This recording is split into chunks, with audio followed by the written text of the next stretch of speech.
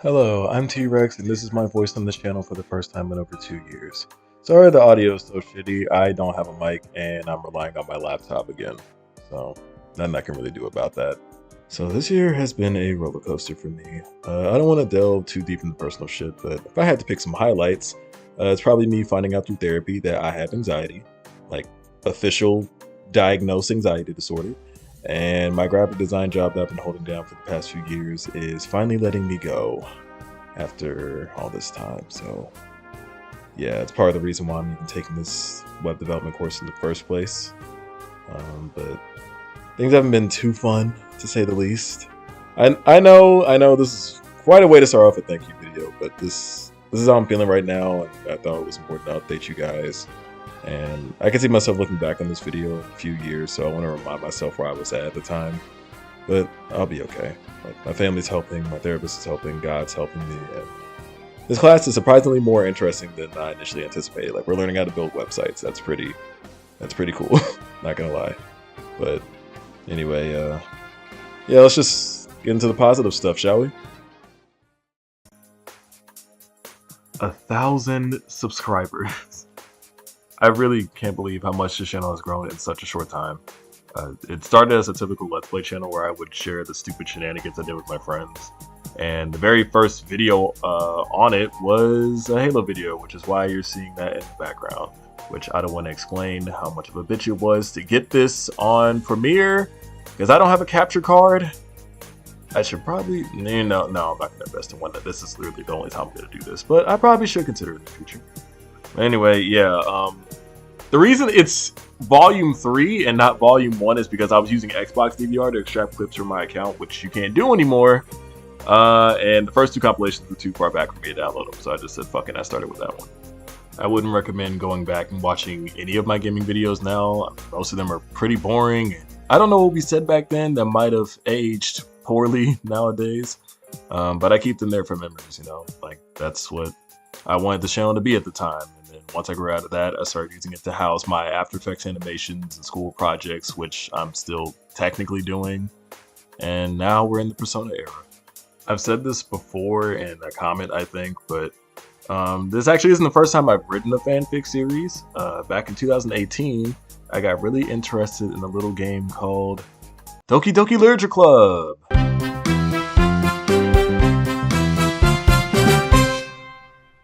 Yeah, that one. I was so invested in it because it was the first time I've seen a game's sole purpose be just to fuck with the player. And not like those dumb troll games like Cat Mario and shit. Like, it actually dragged you into a false sense of security and flipped everything you knew about a visual novel on its head. Like, it was rearranging files, like in your actual file explorer. Glitches varied throughout everyone's playthroughs. It was just so cool to see, like, the first time I saw it. And in that same year, I discovered a subreddit called r/DDLC. Warning you now, do not go there today. That place is a fucking cesspool nowadays. But back in the day, that place was awesome. Everyone was sharing fan art and game experiences, covers of the songs, and writing. With the main theme of the game being a literature club, the subreddit actually heavily encouraged people to share their writing, whether it was fan fiction, poems, or custom dialogues. And custom dialogues were where you would write your own visual novel scenes with the assets from the game and post them there. So you can imagine which one I picked.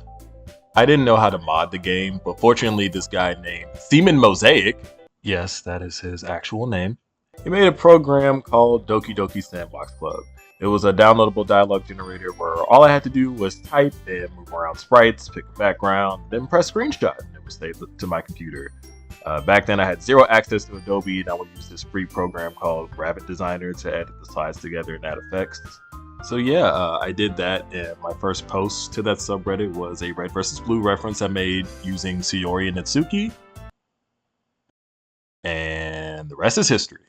During this time, I was attending a college I absolutely loathed and was completely terrified of the future.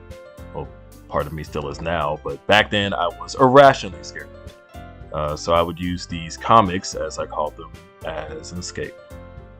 Sure, they gained a bit of a following and I met great people through it, but for a while this felt like the only thing I was able to do right. So I kept up with the series for about 2 years, eventually got burnt out from that community and writing in general. Through this series, though, I discovered my love for graphic design, which is something I'm still trying to improve on to this day. But in terms of writing, I didn't feel the urge to write a single story for a solid 2 straight years. The only stories I wrote since the DDLC days were 2 Animal Crossing stories in 2022 when I started to fall out with the game, ironically, and a certain Persona 5 story at the beginning of 2023 titled Stargazer, which you all now know as What's Mine is Mine. But that was about it. Never had plans to pick back up writing, and I was cool with that. I just wanted to focus on becoming a better artist. I thought this chapter of my life is over, and I'll probably never feel the urge to pick back up writing. Or so I thought. So if you've been a nosy viewer looking for any and all Persona content on my channel besides the stories, you probably have seen that at first I was a Persona 5 fan. Not a Persona fan, but Persona 5 fan. There is a big difference. I played Vanilla back in 2020, literally right when Royal was releasing to Western audiences. But I didn't regret buying Vanilla because, one, it was $10 when I got it, and two, I didn't know if I was going to like the game, at all, because turn-based RPGs are not my jam. But my Discord friend at the time was begging me to give it a try, so Black Friday 2019, I bought a PS4 bundle along with Uncharted and P5. I started with the other games in my PS4 bundle first because I had more interest in them at the time, but once all those were finished, I started Persona 5. And... the shadows are ready to kill. Be careful, Joker.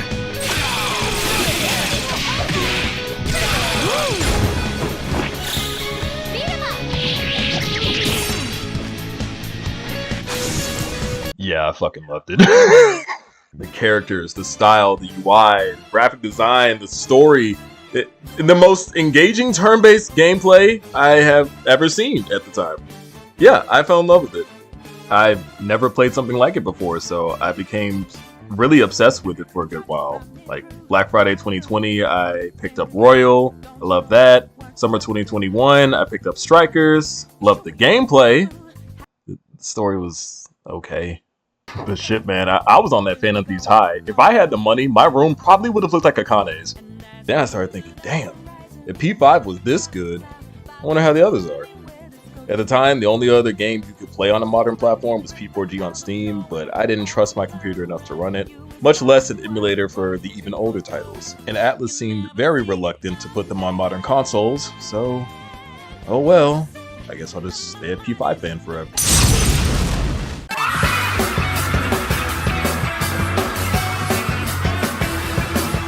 You don't want to know how loud I screamed at that announcement.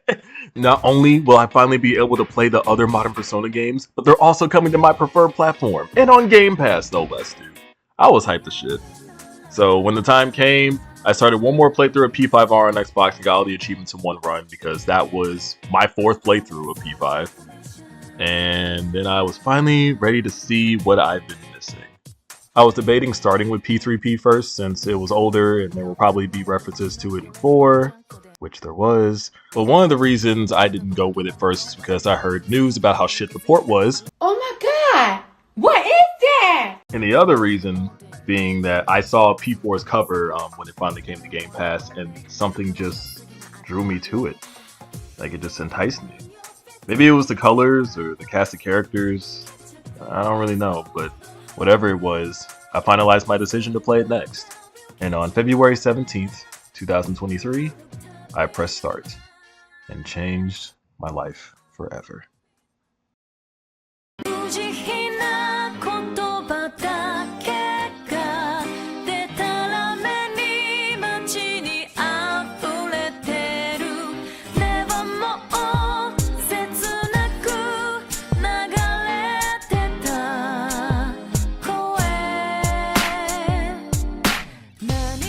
To say I love this game is an understatement. Besides gameplay and soundtrack, I'm sorry, P5 slaps way too hard.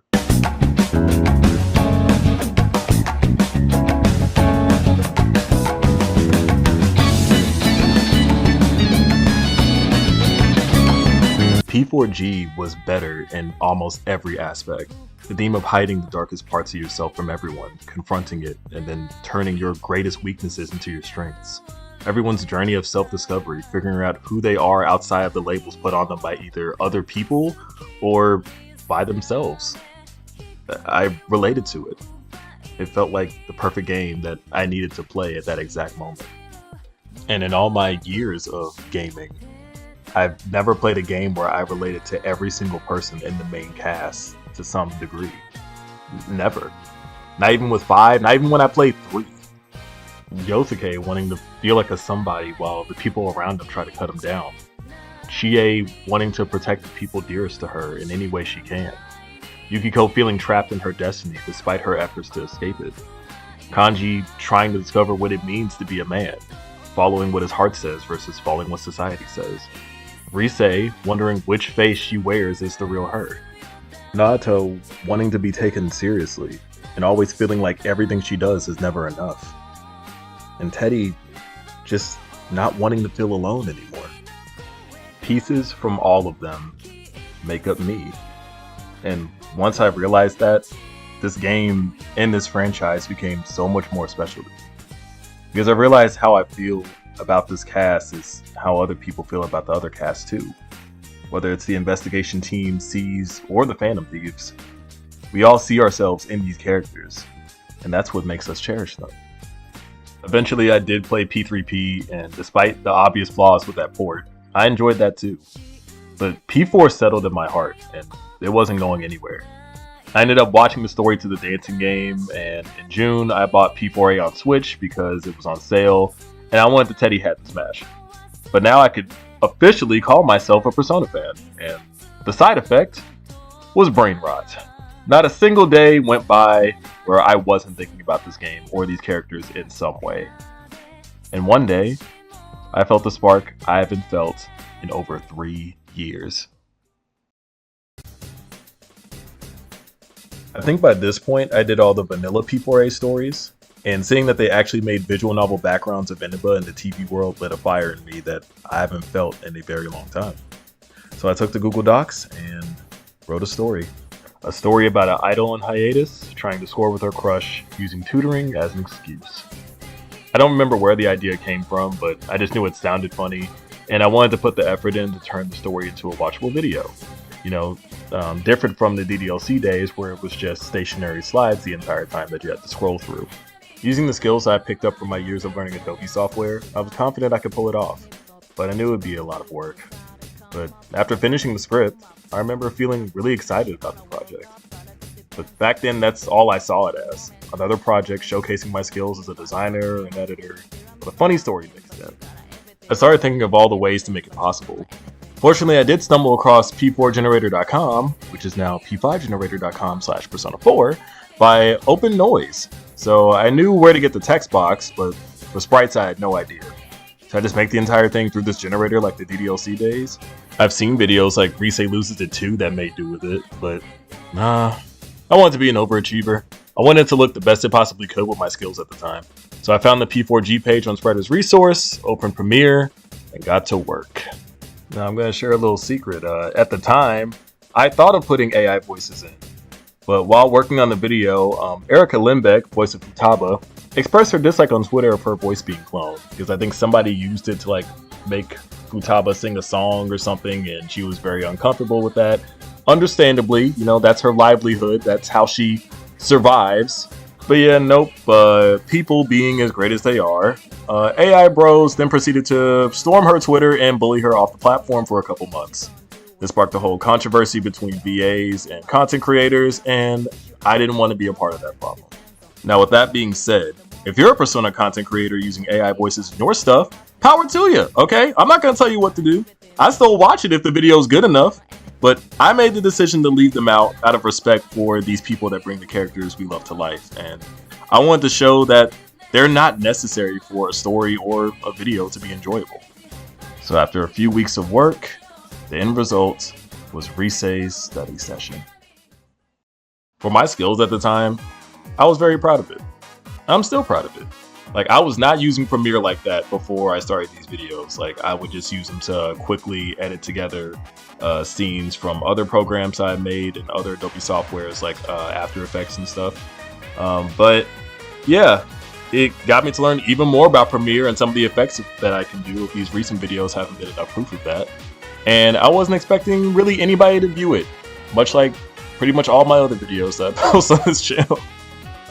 So I was like, fuck it, I'll just post it on Reddit too, I guess, so some bored fans can have some amateur content to munch on.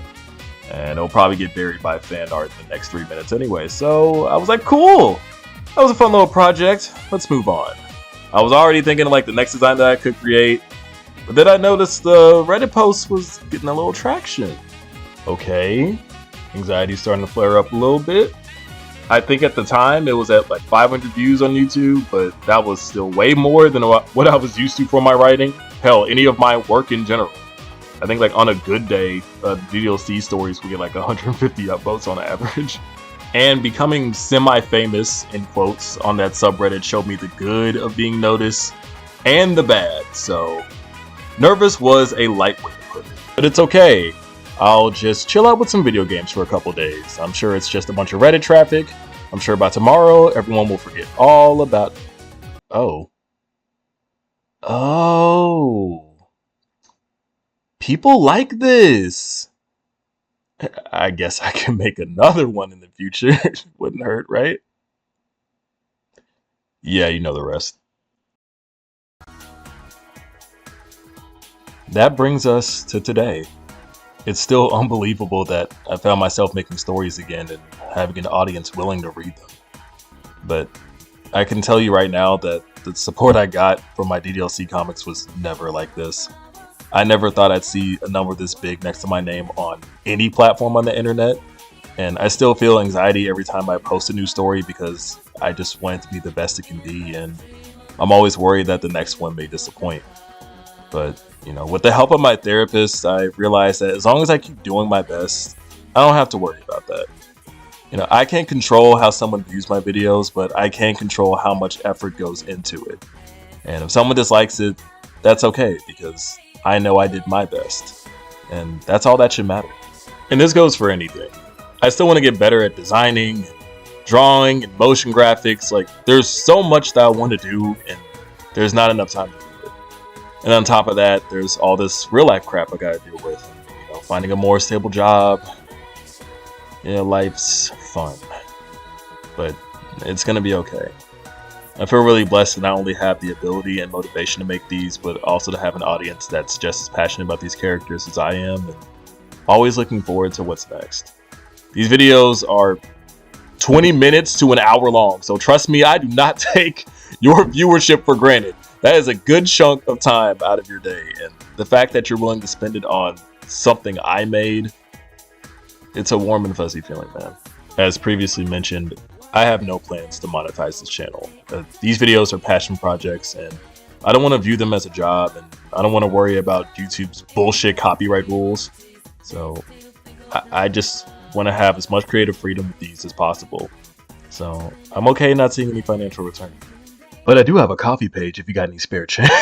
I was fucking around. Only if you want to. Only if you want to. But yeah, that's all I really have to say. Thank you all for your support and for just giving me the time of day. I don't know how long I'll keep this up, but I don't plan on stopping anytime soon. With that said, I'm T-Rex, and I'll see you next time.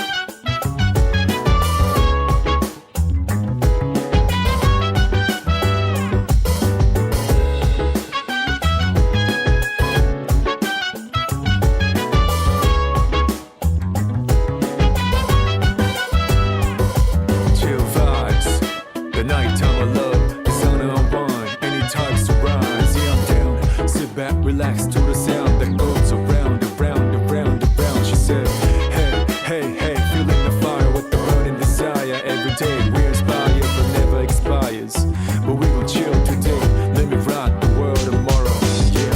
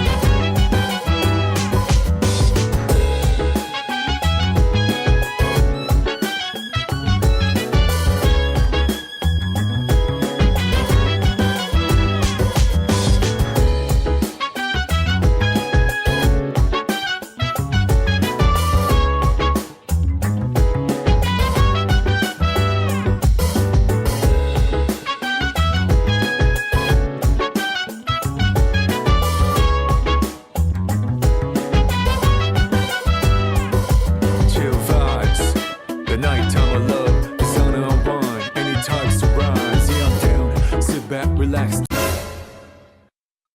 I never felt like